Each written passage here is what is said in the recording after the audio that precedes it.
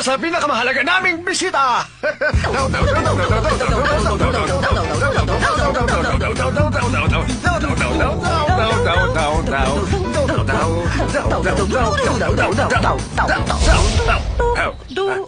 Yun ay para sa aming bisita. Hindi na masaya ang ating anak. Tama ka, sweetheart. Mabuti pa bigyan natin siya ng tsa. Tama, bigyan natin siya ng tsaa. Ano pa hinihintay mo? Sige na, tayo na. Tsaa! Master namin siya. Narito ang tsaa. Nauho ka. Itong prutas, baka sakaling gusto mo kumain. Sariwa talaga ang mga yan. Pakihawa ka sandali. Ito, Mr. Cummings, narito ang aking calling card. Alam mo, isang malaking karangalan na pumunta ka dito at nalawin kami sa aming bahay. Mas malito sa akin fish pond, pero mukhang komportabling tirhan. Puro patay naman ang istaan niyo, wala istaan. May gaga dyan, Sansay. Ay, baka naman swimming pool ang sinasabi mo at hindi fish pond, Master Ay, Dami. oo nga naman. Baka naman swimming pool lang yung sinasabi. O siya, sige na, maupo ka na. Nakakahiya naman sa'yo. Baka mangawit ka. O, uminom ka muna. At kung nagugutom ka, narito ang mga prutas, oh. Bibihira kasi ang ganitong okasyon, kaya kailangan natin samantalahin. Alam mo, Mr. Dao, sigurado akong anak ka talaga ni Dao Wingsheng. Kakaiba ka sa iba. Tingin ko sa'yo, mabait kang bata. At kitang-kita sa'yo mga mata, Mr. Dao. Saka nga ang tunay na marangal na tao. Talaga namang napakatalino. Tama ba nga sinabi? Huwag ka muna umalis. Pwede bang sabayan mo muna kami sa aming apunan? Sige na, huwag ka na umalis. Nasisiraan ba kayo? Bakit niya siya iniimbita? Kasi... Oo, tama. Bakit nga ba hapunan lang? Mas mabuti pa siguro dito na siya magpalipas ng gabi. Tama na nga yan. Hindi natin siya kilala. Wala namang masama kung tutulog kayo sa baba ng gabi. Itong bahay niyo masyadong maliit. Paano kayo nakakatagal? Paano kayo nakakatagal? Bakit ka ba nagpunta rito, ha? Balita ako may sakit ka, kaya nagpunta ako. Tatanga-tanga lang ang nagkakasakit tuwing summer. Gusto mo ba sipain kita palabas ng bahay, ha? Pasensya ka na, Master Dowmings. Hindi ko gaano naturuan ang magandang asal ng aking anak na yan. Paano naman niya sasaktan ng isang tao na wala namang dahilan? Nahihiya ako sa inyo dahil hindi naman alam ng aking anak ang kanyang ginagawa. Sige, hindi ka na, Mr. Dowmings. Nakahanda na ang ating hapunan. Sige na, maupo ka na. Huwag kang mahihiya sa amin, ha? Kawali ang pinukpok nyo. Aba, syempre, ano naman ang gusto mong gamitin ko? Pero mamantika yan. Isipin mo na lang na conditioner yan. Mr. Damingche, sige na, kumuha ka na. Pasensya ka na hindi mahal ang aming pagkain at hindi naman namin alam kung magugustuhan mo. Teka, ano ba itong isang to? Yan. Gulay. Oo, tama, gulay nga yan. Sa palagay ko, ang tignan mo. iyong mama ay hindi nagluluto ng ganyang gulay. Tama ba ako? May tagaluto sa aming bahay, kaya di nagluluto ang mama ko. Kaya naman pala.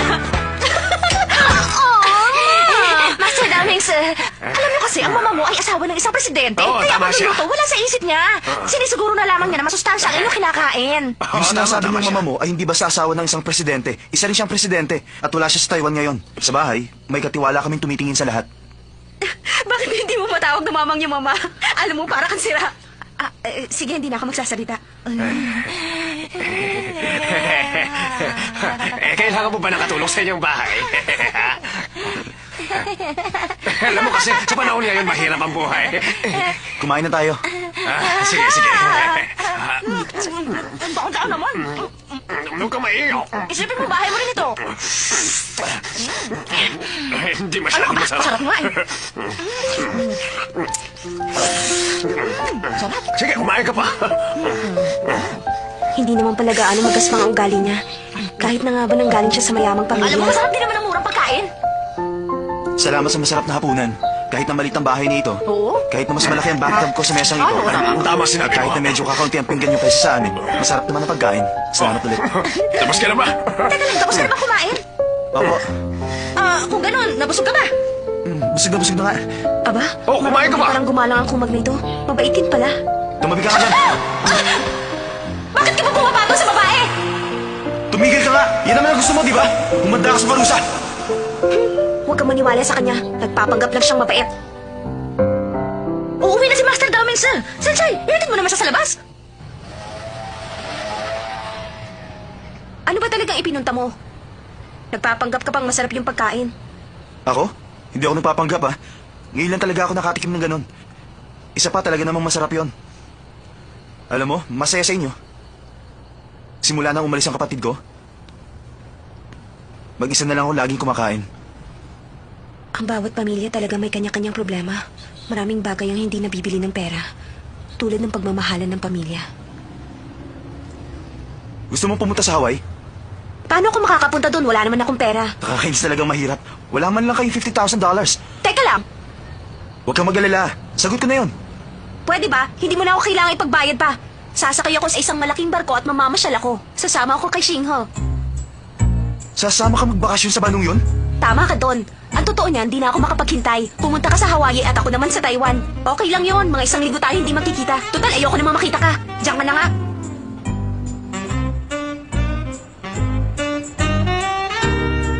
Pwede ba umuwi ka na?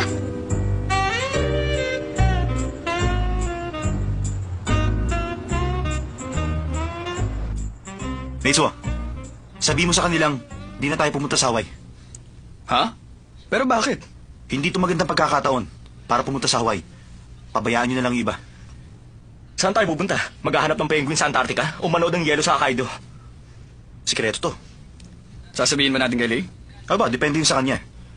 Inimbitahan ko nga rin pala si Chin. Sasama daw siya. Pero saan ba tayo pupunta? Dadalhin ko kayo sa isang kakaibang lugar. Wow! Ang ganda ng dagat! Ang daming seagulls doon! Ang ganda-ganda! Shansai, masaya ka ba? Masaya ako, syempre. Simula nang pumasok ako sa Inche, palagi ako napipigil sa sarili at kailangan palaging handa sa away dahil palaging nakaabang ang kaaway. Wala nang panahong magsaya. Pero ngayon magalang pakiramdam ko. Kahit na medyo masangsang ang amoy ng hangin, pwedeng-pwede na rin sa akin ito. Shansai, yun yung barko. Pwede tayo mamingwit sa gabi dyan. Pero paano tayo mamimingwit dyan? Pag gusto nating mamingwit, sabihin lang natin sa kapitan, pabababain niya ng konti yung barko. Tapos, pwede na tayo mamingwit. Kaya lang, medyo delikado. Totoo bang yung sinasabi? Siyempre, hindi totoo yun. Hindi mo ba alam na binibiro lang naman kita? Alam mo, mga biro mo hindi nakakatawa. Talaga? Pero natutuwa ako dahil sinama mo ako dito. Ang ganda talaga. Siguro, yung mga classmate sa Yingte, nasa Hawaii na sila ngayon, ano? Kumusta na kaya ngayon sila eh? Magkaaway pa rin kaya sila ngayon ni Downing, sir? Nakapagtataka namang wala pang tatay ko.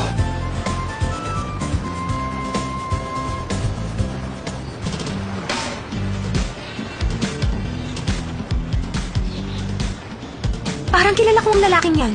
Alam mo, parang si Daming Se. Taumisa! Ang init naman dito. Oo nga. Ano ba ginagawa natin dito? Sangsang na. Hi! Hello! Cheers! Si Sunshine, di ba? Ha? Bakit nandito ang babae yan? Nandito na naman siya? Kakainis talaga.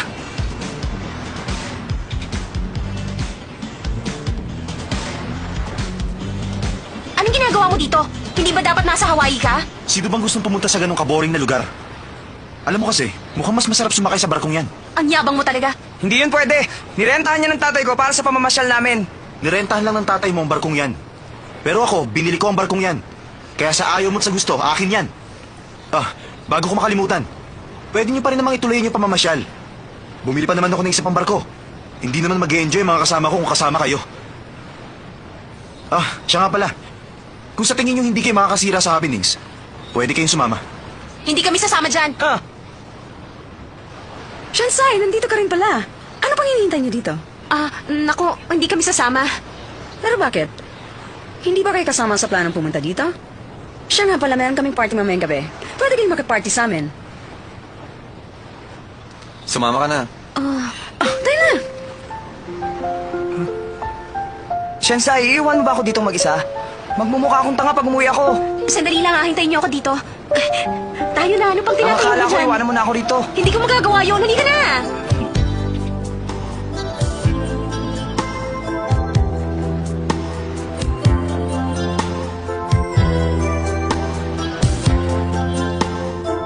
Malapit na siguro yun.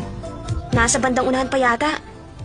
Teka, heto room 9001. Wow! Ang laki at ang ganda ng kwartong ito! Oo nga. Ang ganda nga talaga ng kwarto mo Titignan ko kung ganito rin maganda ang kwarto ko. Bye! Sige, bye-bye.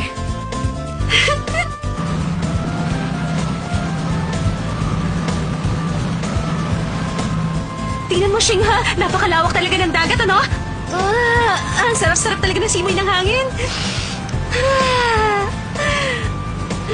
Ang sarap ng pakiramdam, ano?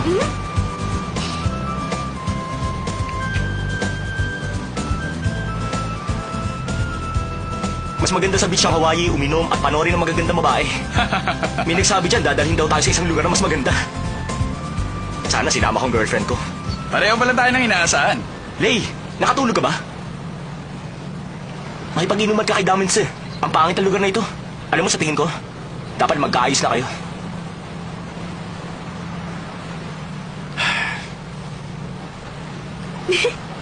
Next time na lang, Lay. Saan ka pupunta? Shansai!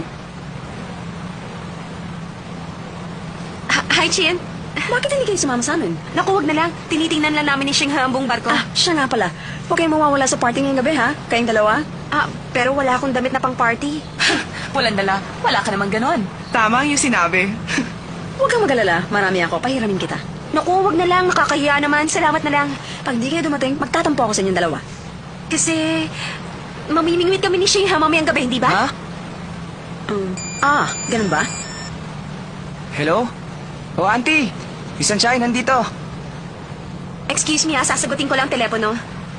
Hello? Ma, Ma, pwede ba huwag kayong magsalita ng ganyan?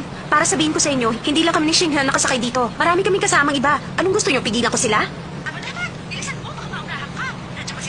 Nandito po siya. Bakit?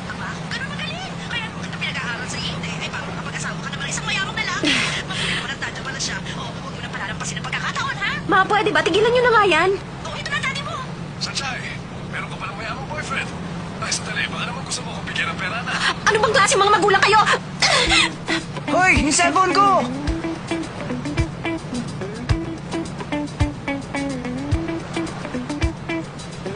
Okay yun, ah. Magaling.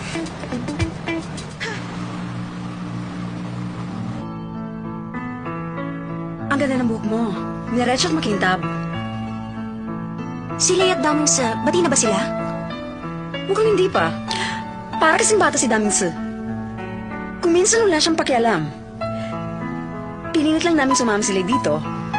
Sana nga magkasundo na silang dalawa. Maganda ang iyong balat. Maganda ka rin make-upan. Tapos pipili tayo ng damit na bagay sa'yo. Pagagandahin kita ngayong gabi. At higitan mo sila.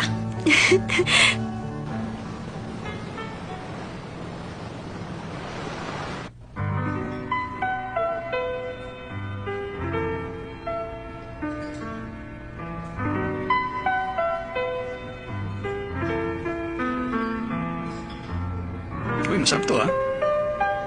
Alam mo, kung alam ko lang ganito ka-boring dito, sana pala sinama ko yung mga girlfriend natin.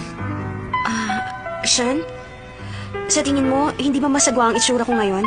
Ano ka ba? Napakaganda mo nga, Sunshine. Talaga. Halika na. Ladies and gentlemen, your attention please. Tingnan niyo siya. Di ba napakaganda niya? Hindi ba siya ang pangit at mahirap na Shansai? Sandali lang, Shin.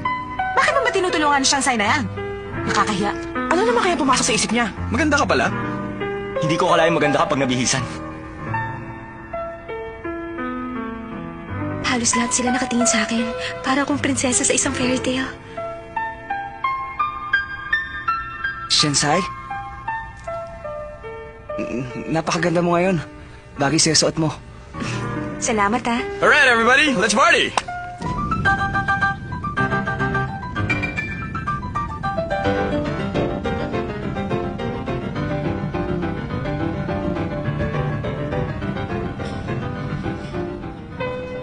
Chansay, pwede ba kitang maisayaw kahit sandali? Pero hindi ako marunong sumayaw. Okay lang, tuturuan kita.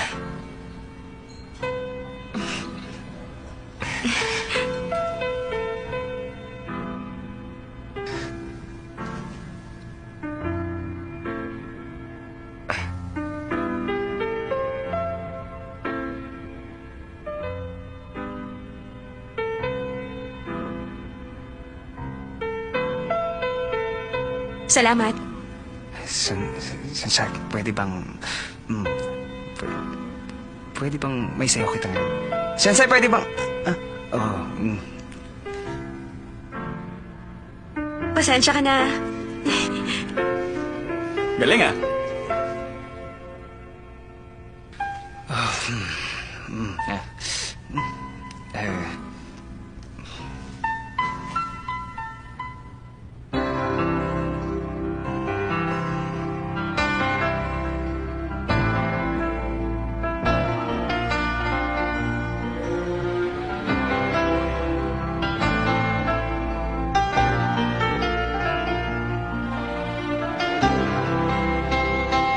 Isang gabing pangarap.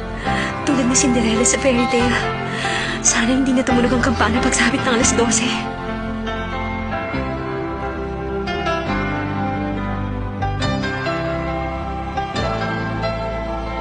Sobra na talaga ang babaeng yan. Ang F4 pangarap ng bawat babae. Nakipagsayaw siya kina Shimen at Netsuo.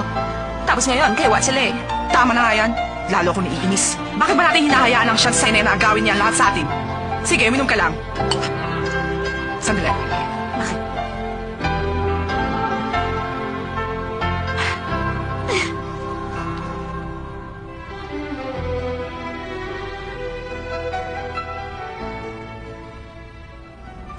Ladies and gentlemen, ngayon ay 11:59 na ng gabi. Magkakaroon tayo ng isang espesyal na laro sa loob ng 10 segundo. Ang tawag sa laro natin ay Kissing Game in the Dark. Huwag kayong mag-alala, madali lang ito. Ang bawat isa sa inyo ay may pagkakataong halikan ng sino man na gusto nyong halikan. Pero sa dilim, okay, simulan na natin. Sino tumulong sa akin? Buksan niyo yung ilaw! Nasaan ba si Damanze? Nasaan siya? Si Damanze! Ano ba? Nasaan ba si Damanze? Ano ba ginagawa mo? Nasaan si Shimen?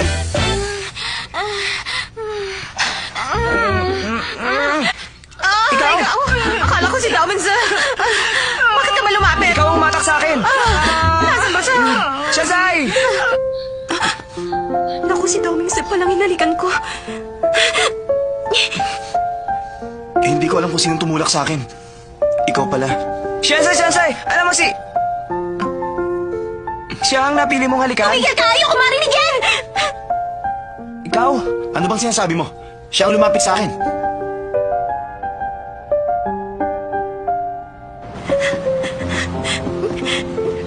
Hindi ako makapaniwalang baboy ang hinalikan ko.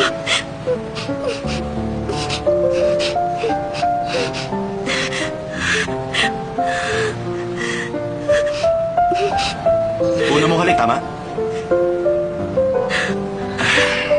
Hindi ako makapaniwala.